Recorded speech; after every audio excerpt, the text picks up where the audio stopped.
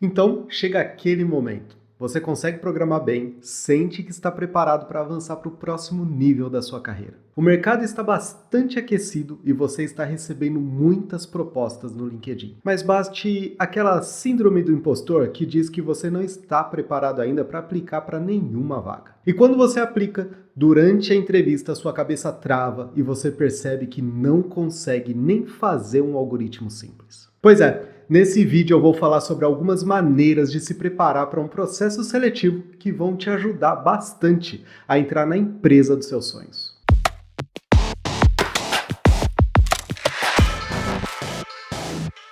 Bom, a primeira coisa que você precisa estar bem fixado na sua cabeça é estar preparado para o não. Afinal, o não você já tem, você ainda não está dentro da empresa. Então, o pior que pode acontecer é você, nesse momento, continuar do jeito que está. Muita gente acha que vai fechar as portas com a empresa caso não passe no processo seletivo. Isso não é verdade. Eu mesmo tentei uma vaga no Nubank e recebi um não poucos meses antes de ser convidado para fazer outro processo seletivo e finalmente passar nessa mesma empresa. Na verdade, o que acontece é que talvez você não esteja preparado para aquela vaga que você aplicou, mas é a pessoa certa para outra vaga que está rolando. Isso acontece muito e pode acontecer com você também. No final, é uma questão de juntar o que a empresa precisa ou acha que ela precisa, né? Algumas vezes ela não sabe muito bem o que quer, com o que você tem para oferecer. Então, estar preparado para o não ajuda muito. Isso não quer dizer que você vai fazer o processo seletivo de qualquer jeito.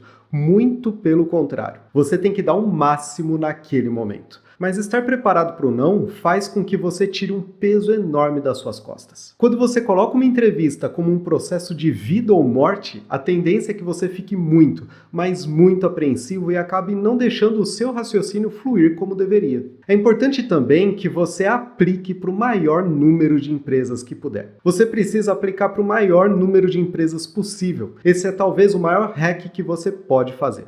Estar sempre aplicando e passando por um processo seletivo, mesmo que você não esteja muito afim de entrar naquela empresa, te mantém em forma e você vai pegando o jeito de como todo o processo funciona. E mesmo que você aplique para uma empresa que não curte, qual é o pior que pode acontecer? A primeira coisa que pode acontecer é que eles te selecionem e te ofereçam uma vaga. Nesse caso, você faz uma análise, vê se realmente faz sentido e se não fizer, nega de forma muito educada e segue o barco. Mas e se você não passar? Bom, nesse caso é muito importante que você faça uma análise de todo o processo e busque identificar onde que você errou e o que você precisa melhorar. Muitas vezes é entrar em contato com a pessoa que te contactou inicialmente e perguntar: onde que eu errei? Tem alguma coisa que eu possa fazer que possa sair melhor na próxima oportunidade? Em alguns casos, lembrando que a empresa não é obrigada a fazer isso, eles podem te trazer feedbacks que você pode usar para aprimorar suas habilidades de entrevista e aplicar nas próximas oportunidades. Fazer isso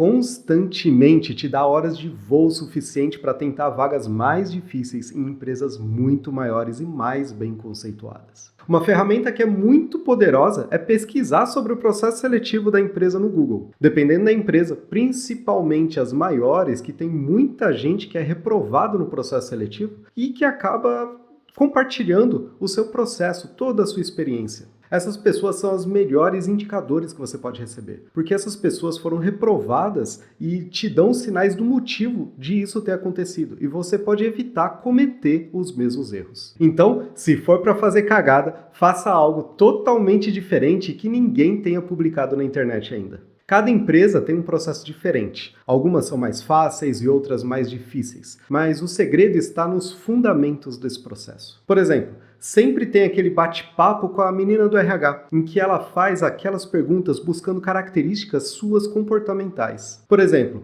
uma situação em que você deu uma ideia e ninguém concordou contigo. O que você fez? Ou então aquele dia que você era responsável por um projeto e ele simplesmente deu errado. O que você fez naquela situação e o que aprendeu com ela? Essas perguntas são importantes, primeiro para ver se você não é maluco ou pelo menos tem o nível certo de maluquice, e o segundo é para ver como você lida com situações que são chatas, mas que acontecem com uma certa frequência no dia a dia. Uma empresa que é muito famosa por fazer esses testes comportamentais é a Amazon, e o objetivo é verificar se você está alinhado com os 14 princípios de liderança que ela tem. O segredo aqui é, antes de mais nada, não mentir. E segundo, ter um pequeno conjunto de histórias na sua cabeça de situações que aconteceram na sua carreira. Ao longo do tempo, você vai percebendo que essas perguntas se repetem. Você precisa explicar situações que deram certo e quais que deram errado. Situações do dia a dia que são incômodas e principalmente como você saiu delas. Por isso é importante que você saiba como estruturar as suas respostas. Eu já entrevistei algumas pessoas e normalmente o tempo é curto. E é muito ruim quando você tem uma lista de perguntas para fazer e a pessoa gasta uns 30 minutos só com uma delas. Normalmente essas pessoas podem até serem boas, mas não conseguiram me convencer porque gastaram muito tempo em uma única pergunta. Uma estratégia muito boa é usar o STAR como estrutura para fazer as suas respostas. E ela basicamente funciona assim. Primeiro, vem a situação. É o contexto onde passa a sua história. Foque onde você estava quando a tarefa precisava ser feita e qual era o seu papel. Era dev? Era um Scrum Master? Qual era o seu papel nesse processo? Logo depois vem a tarefa. Qual era a sua tarefa? O que precisava ser entregue? Qual resultado era esperado de você? E depois, quais foram as suas ações, para chegar no resultado esperado? E, finalmente, qual foi o resultado? Onde você chegou e qual foi o resultado das suas ações? Deu tudo certo? Deu tudo errado? Por quê? O que você pode aprender com isso? Dessa forma, você consegue passar toda a informação de um jeito muito mais simples e estruturado, sem ficar viajando na maionese e dando mais espaço para o entrevistador fazer mais perguntas e saber mais sobre você. Aqui entra um dos pontos mais importantes. Você está mostrando para a pessoa suas características e habilidades. Saber aproveitar bem isso faz com que você consiga mostrar o máximo possível sobre você. E isso, obviamente, te protege também, pois te ajuda a estruturar melhor o seu raciocínio e não ficar se enrolando, falando besteiras. Então, usar esse tempo com sabedoria e de forma natural é mega importante. É por isso que você precisa praticar com frequência. Existe uma parte muito importante que muita gente acaba reprovando, que é quando a empresa pede para desenvolver um projeto qualquer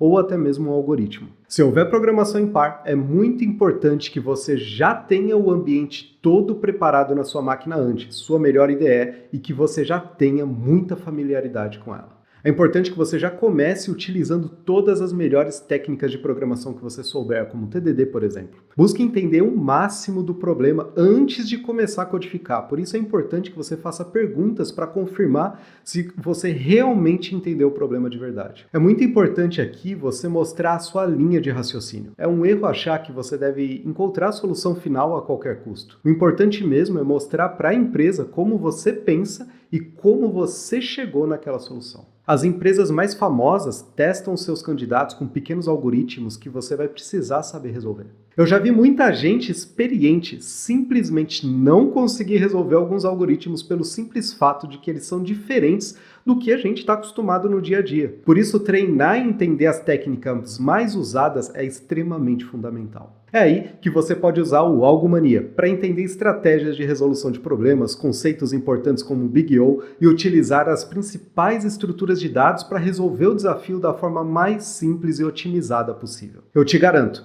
sem treino, essa parte pode ser um pesadelo para qualquer programador, independente do nível que ele esteja. E lembre-se, não importa o que você esteja codificando. Trabalhar para ter bons nomes de variáveis e uma estrutura minimamente razoável de código faz com que você seja selecionado ou não. Nunca deixe isso de lado. Uma outra etapa que é solicitada em várias vagas é o famoso System Design, onde você basicamente precisa desenhar a arquitetura de um sistema qualquer. Por exemplo, se você tivesse que criar uma estrutura do Twitter, como é que você faria? Qual banco de dados você utilizaria? Como quebraria o sistema em pedaços? Onde e como os arquivos de imagem seriam guardados? Enfim, mais uma vez, o objetivo aqui é mesmo mostrar a sua linha de raciocínio para ir o mais próximo possível de uma solução. Acredite, por mais que você treine, você não vai conseguir desenhar toda a arquitetura do Twitter em somente uma hora. É importante que você tenha em mente que nesses tipos de desafio, a avaliação primária é sobre você e depois sobre o seu código ou a sua arquitetura. Ser simpático e considerar as sugestões de quem está fazendo a entrevista contigo é algo muito importante, não apenas no processo de entrevista, mas também na sua carreira como um todo. Então não deixa isso de lado. E para finalizar, Na maioria das vezes é liberado um certo tempo para você fazer perguntas aos desenvolvedores. Tenha em mente o que perguntar, esteja curioso de forma genuína sobre o negócio e boas perguntas sempre mostram quem você é. Então, e você? Como tem sido a sua experiência nos processos seletivos? Tem medo de aplicar para aquela empresa dos sonhos ou já está no processo de treinamento? Então deixa aqui embaixo nos comentários a sua experiência. Não esquece de curtir e compartilhar e eu te vejo no próximo vídeo. Até mais!